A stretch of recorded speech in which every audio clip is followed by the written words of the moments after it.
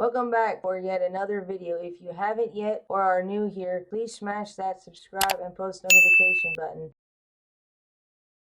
Since it is the end of the month and I have yet talked about it and it's an important topic that is dear to my heart, we will be doing today's video on birth defects and prevention. If you all didn't know, January is birth defect prevention month, so let's get into it. Let's start by talking about what a birth defect is and some of the types of common birth defects that one can have. A birth defect or congenital disorder is a condition present at birth regardless of its cause. Birth defects may result in disabilities that can be physical, intellectual, developmental, or a combination of one or more. All birth defects are caused at birth, and some may be genetic or even chromosomal disorders. Disabilities can range from mild to severe. Birth defects can be divided into two types: structural disorders, such as problems that are seen with the shape of a body part, and functional disorders, in which have problems that exist with how a body part works. Functional disorders may include metabolic and degenerative disorders. Depending on the birth defect, you can have both structural and functional disorders. Birth defects can be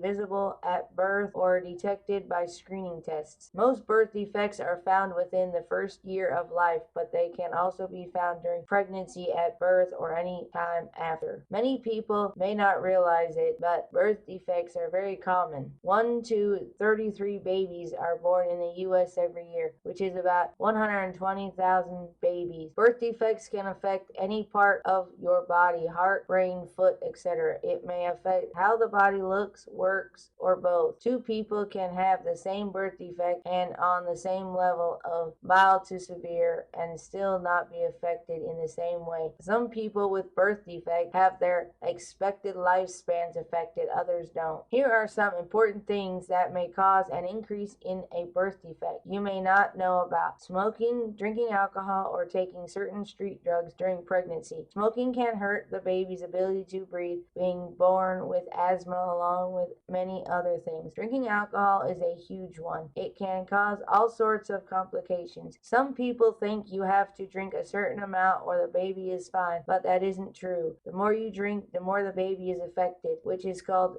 FASD, or fetal alcohol syndrome disorder. But if you want to know more on this, please check out my video on this topic in the description below. If you do drugs while pregnant, then the baby will come out addicted to drugs and have to stay at the hospital for about a month while the doctors wean the baby off the drugs, same as detoxing or rehab for an addicted adult. And all sorts of complications can happen, like brain damage, for example, having medical conditions such as being overweight or having uncontrolled diabetes, taking certain meds such as isotretinoin and acne med, having a family member who has a birth defect. Depends on the birth defect. Some are genetic, and being an older mother, typically over the age of 34. It doesn't mean you will have a baby with a birth defect if you have any or all of these. These things just make you at a higher risk, and if you have none of these things, you can still have a baby affected by a birth defect. Not all birth defects can be prevented, but here are some ways for the few birth defects that can. Be sure to see a health provider regularly as soon as you think you are pregnant to take care of anything that is happening right away, and make sure to tell them all the meds you are taking or thinking about taking, and even includes over-the-counter, even the dietary and herbal supplements, not just doctor prescribed. Remember never to start or stop meds until you talk to the doctor first. Get 400 grams of folic acid every day starting at least 1 month before pregnancy. Learn about how to prevent infections during pregnancy, and if possible, be sure any medical conditions are under control before becoming pregnant. Some conditions will increase the risk of birth defects. If your kid comes out with a birth defect, there are ways to help the kid live with a birth defect easier, like going to the state and looking into developmental vocational programs and lots of special education classes in grade school. Take extra time and patience at home, and as a parent, educate yourself and talk to people about the birth defect. The more you as a parent knows and the more you educate yourself, the more it will help the child. Remember to never put your kid in harm's way by drinking, smoking, or doing drugs while pregnant. I cannot stress this enough. Birth defects are no joke. It affects you, it affects the kid for the rest of your life. By being reminded every day, by being reminded every time you see the child what you have done, and all the extra money and time spent doing extra work and extra help on giving your kid a normal or close to normal life. And it affects the kid every single day by having 10 times more struggles than everybody else and has to work 10 times harder just to have the same life as the non-birth defected people. Make sure you take precautions. Thanks for watching, and if you have any questions, I'll be glad to answer any to the best of my ability in the comments down below. But remember, I'm not a professional. This is just here to help. But in the end, you really need to seek out professional help. Hit that subscribe and bell notification button if you haven't, and give this video a thumbs up, and I'll see you in the next one. This has been Lindsay signing off. Peace.